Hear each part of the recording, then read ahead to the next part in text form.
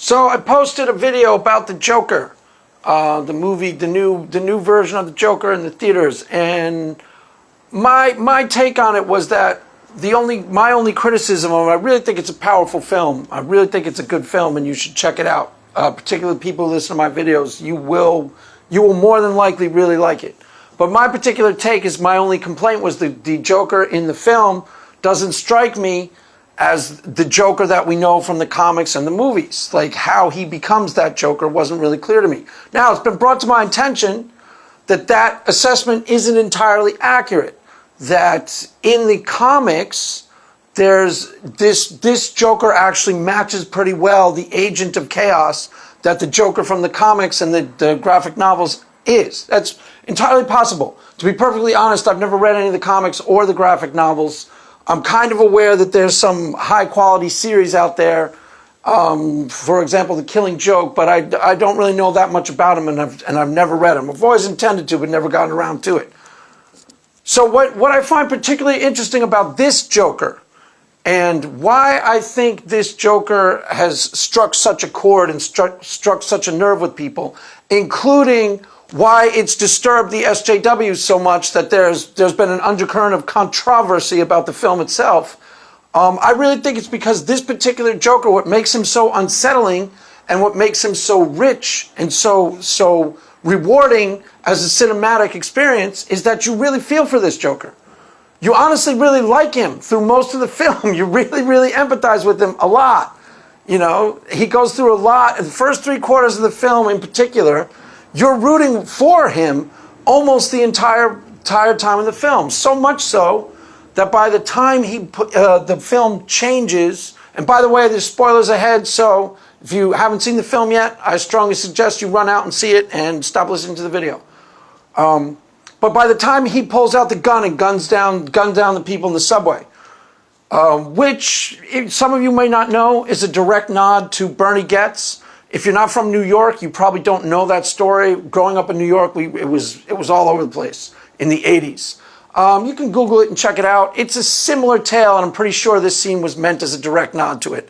The guy was, it was a little different, but for the first week or so of the coverage in the New York area, people calling the subway vigilante, and they were kind of pleased with the fact that he gunned down. I forget if he killed them, but he gunned down, I think, 3 guys. Then the story became a lot more controversial because apparently they were black and he was white, or if they weren't actually black, they were Hispanic, or I don't remember the full details. But the story took on a little bit more if it started off, it was kind of like the media was cheering on the subway vigilante. That's even what they called him. And it was a little bit of a similar response to how the Joker was like, you know, because growing up in the 80s in New York, crime in the subway was a big thing. Even for me in the suburbs, you always heard about crime in the subway. And every time I took a subway in New York, I was aware of the fact that, you know, I could easily be mugged, and it really freaked you out back then. It's very different now. It's really hard to impress upon someone who didn't grow up near New York City the undercurrent of how you could be a victim of violent crime at any minute. You felt that every single time you went into New York. Now, I'm not sure if that was a real experience or something the media just planted in you. I'm not sure that you were about to be victimized, but you certainly felt like that in certain neighborhoods in New York. And every time you got on the subway, you had that feeling. I remember that feeling very well. Every time I'd get on the subway, I'd be like, uh-oh, you know. So that when the Bernie Goetz thing, the subway vigilante pulls out a gun, starts shooting, the original media coverage was positive. Here's a subway vigilante. Finally, citizens are fighting back against the criminals. And then the media changed when it turned out that they might not have even done anything, and they were minorities, and he was white, and they didn't actually pull any weapons on him. So that's what it's a direct nod to. But in the film The Joker, what makes it so disturbing to watch for a lot of people, which is why I thought the film was so powerful and good and artfully done, is that you actually, by the time he pulls out that gun and starts gunning down those guys, you're kind of on his side. You're a little bit like, yeah, go for it. They got what they deserved. I bet you $1,000 there are some theaters in the country where people cheered when he did that. I bet you $1,000. Because the movie kind of puts you in his head so much and you empathize with him so much that by the time he fights back against society, you're kind of with him. And that's part of the point of the film, and that's a very unsettling feeling. You know, the Joker in the Heath Ledger Joker, and I don't know which one I like better at this point. I think they're both excellent and they're both brilliant, but they're different. The Heath Ledger Joker is still a brilliant movie performance. And it's really powerful and it's really excellent, but it's a totally different thing. You don't empathize with him at all. You see, he kind of treats himself like an artist of evil. And this guy has some of that in him towards the end when he's dancing, you know, when he's dancing to the Gary Glitter song. There's a little bit of that, nods to it, but it's not really as present in this character. That character is totally present. You experience him as like this, you know, he takes gleeful delight in burning down the world. And that's what they ascribe his motivation is in the famous scene with Michael Caine, as I pointed out. You know, some people just like to watch the world burn. And that's what the central motivation of both characters seems to be, an agent of chaos, a nihilistic force. In this movie, it has a bit of a righteous nod to it. Implied in the film, it's not overtly stated, well, maybe it is in the end, but implied in the film is, you know, this is the society you built. And it doesn't care about people like this at all, and it treats them like crap the whole way through, and you're getting what you deserve. That's the implication of the film.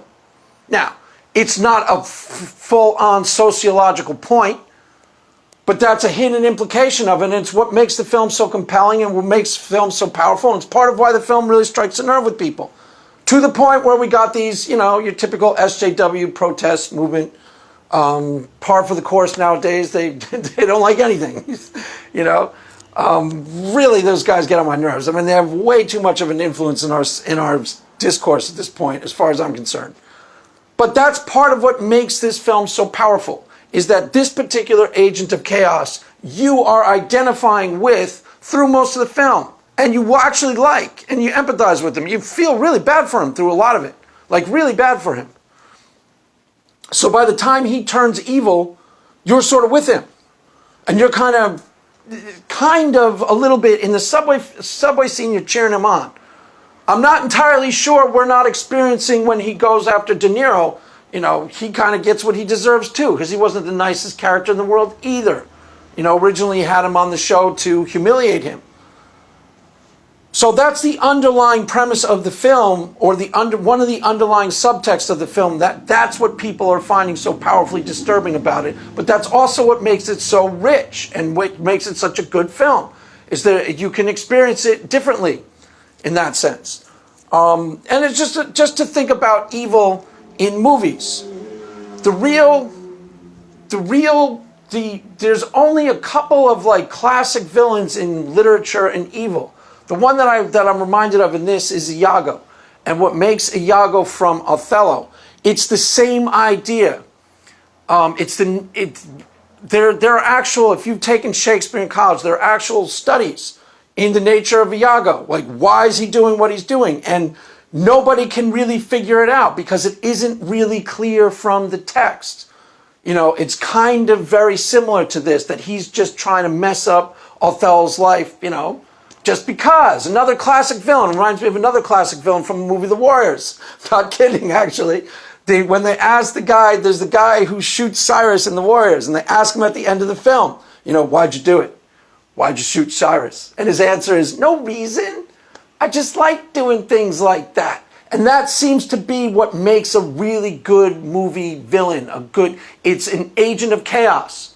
They're kind of like an artist of evil. Iago, for example, if they were to ask him, why did you destroy Othello's life? You know, no reason. I just kind of like doing things like that. I hate them more. That seems to be his only motivation, pure malice. And that actually gets closer to the nature of real evil in human beings. That's what makes it compelling in film. Because most of us have never experienced in our actual life real evil. Really evil human beings. At least I hope not, but a lot of us really haven't. We may have experienced bad people who, if they have trace elements of that, they'll make every hair on your arm stand up. They will scare you. You will be afraid to hang out with them. I know a couple of people like that who had trace elements of real evil, where it seems to be malice is their sole motivation.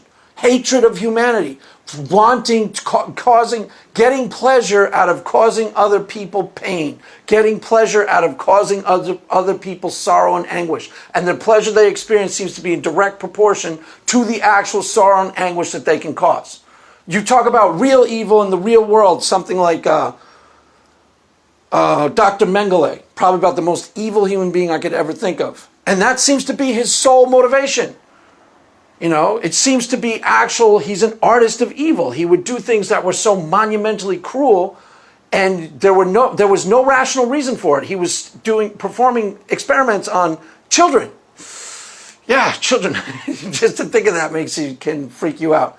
But he was performing experiments on children, and the experiments were just to get a kick of how sick he could actually be, how much suffering he could inflict upon them.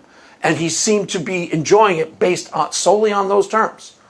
So that seems to be what real evil is. That's why the character of Iago is so compelling, because there's no real motivation. It just seems to be pure malice. That is also why the Joker touches on real evil. The only other really compelling villain I can think of off the top of my head is Amon Girth in Schindler's List. Awesome cinema performance. Again, another killer cinema performance. And he seems to be the same idea. At one point, he's shooting out the window, just taking target practice, using human beings as target practice. And the girl he's with goes like, "Girth, you're such a child." And it seems to be the implication that he's just so childish that he enjoys shooting people for no reason. So that's really what it gets to the root of. The Joker is an agent of chaos. His sole motivation seems to be malice. In the Joker, in the Dark Knight films, you don't empathize with that Joker. You recognize that he's an artist of evil, and his sole motivation seems to be, doing things to just mess everything up for no particularly good reason. He just wants to burn it all to the ground. He just enjoys it. Just like the other guy said, no reason. I just like doing things like that. But it doesn't disturb you and get under your skin to the same point. Why? Because you're not rooting for him through the film. You're scared. You, the audience, are put in the proper position, are put in the proper relationship to that villain in that film. When he comes in the beginning, when in the scene where he breaks in and he's going to cut someone's face, you're afraid of him. You're put in the proper relationship to him. You don't walk around with him at the beginning of the movie and find out what a decent person he is and see the world, how the world treats him, so that you're empathizing with him by the time he starts doing his evil deeds, which is exactly what this movie does. Puts you inside of the Joker, lets you relate to him, empathize with him, feel for him, care about him. Then he starts becoming the same thing as that Joker, agent of chaos. And by that time, you're kind of on his side, which is part of the point of the film, honestly, and that's what makes it such an interesting and powerful and good movie. And the more I think about it, the more I've seen the responses and just seen the videos about it, I really think it's pretty close to a great film.